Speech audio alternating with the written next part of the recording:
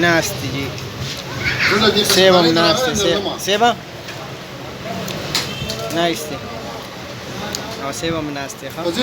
خوراک په ما کوي اسې نه چې خلک وایي چې بیا په سیب باندې خوراک کوي خو الله سیب په ما خوراک کوي. سلامونه نیکې له احترامات صابر جان یم موسم ډېر ښکلی دی او دا را سر جمیل بشر صاحب سرجي سلامونه داسې کار دی قدرمنو پرون دی د فالودو یو تصویر کتلی و نن وایي کیر له ځو او وی یو چې د سوات شي جانان بلې موسم ښکلی شاته د سوات جانان هم را روان دي راشه که نه راشه که نه امید یو چې د سوات شي جانان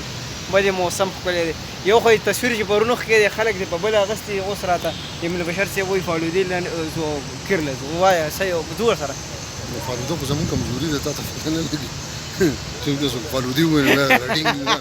هسې ګوره ډېر دې ویلي چې نه مړه قسم دی موسم دا چې دی باران فالوده چې خوري او بیا د جمیل بشر نه خوري واه واه واه تګ لازمي دی بیا خو لازمي دی بیا خو خبره ده هغوی پردي خیرات ده وایي که پښتو نه شي دی نو په دغه باندې لاړ شو داسې په تولانو باندې لاړ شو اورې ښه خو ځان ور ورسوه خو یاره د لالا د قسمت تهران یم بیا رانه دا خطا شو لالا پسې د کور نه ټلیفون راشي بیا چېرته ټینګېږي نه ساري که نه موسم نیړه څه وایي چې موسم څنګه شو موسم خو ډېر د انډیا یو ډېره زبردسته دغه ده که نه سندره ده د موسم ہے عاشقانه نو دا ده او وایي آج موسم بڑا بېایمان ہے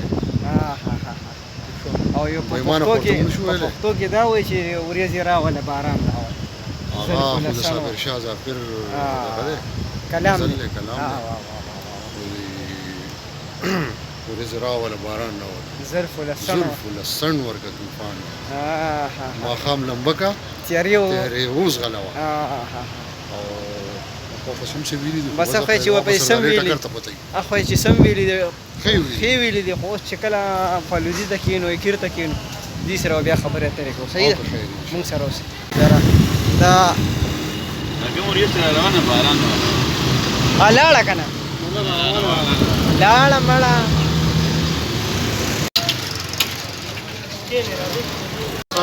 ناست جی سیب هم ناسته سیب نایسته او سیب هم ناسته خوراک په ما کوي اسې نه چې خلک وایي چې بیا په سیب باندې خوراک کوي خو الله سیب په ما خوراک